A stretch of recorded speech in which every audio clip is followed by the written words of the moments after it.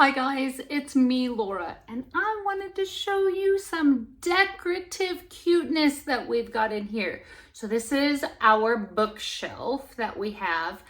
And did you know I'm a plant killer?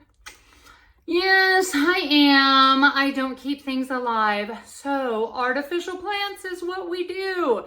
This planter here is so adorable. It comes already planted with plants. We went ahead and changed this one out because we use the one that comes with it in a different area.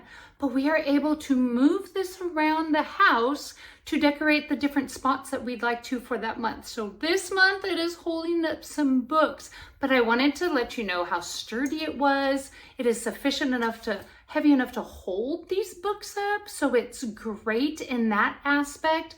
And I don't have to worry about watering. This is perfect for us that are on the go and just don't take care of indoor plants like we should.